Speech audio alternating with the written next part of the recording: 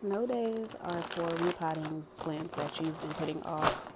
I got this orchid bark, or orchid mix, and regular potting mix for my monstera over there because it's not doing so well.